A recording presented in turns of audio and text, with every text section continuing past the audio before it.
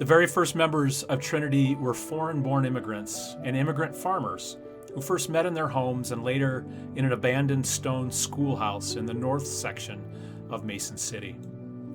Isolated from the wider community by language and cultural barriers, these Scandinavians were poverty-stricken and mostly illiterate.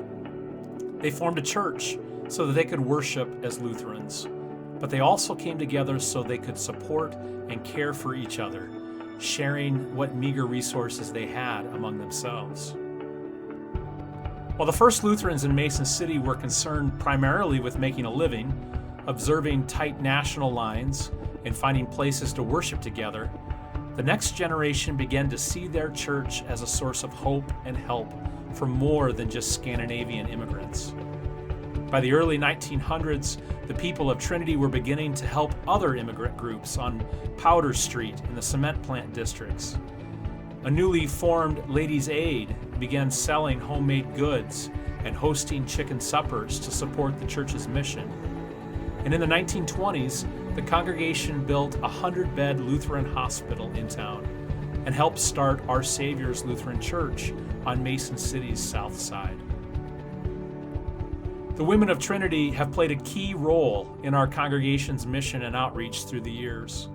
From the early fundraisers and outreach projects to the more recent decades of quilt making and global mission projects, they have shaped Trinity's heart for service.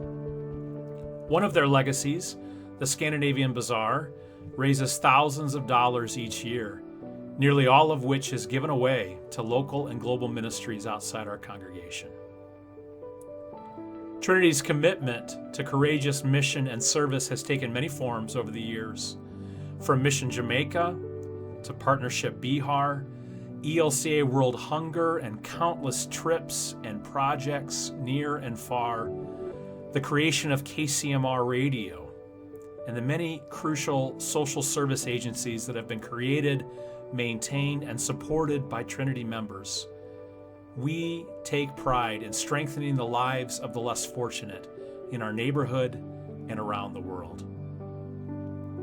Courageous mission and service is trusting that God calls and equips all of us to lives of daring service, and that this calling often comes where our gifts and the needs of others intersect. A few years ago, Trinity began a new faith and wellness outreach to try and address the growing mental health and wellness gap in our community. This ministry has grown to include support groups, training in spiritual practices, fitness and learning opportunities, mental health advocacy work, healing touch spiritual ministry, and a new worship service for people of all abilities called Rejoicing Spirits. By God's grace, we remain a servant church, and while the ways we serve may continue to change, we know that God's call to use our hands, our hearts, and our gifts to meet the needs of others will not. Here's to the next 150 years of courageous mission and service, sharing God's healing love in a hurting world.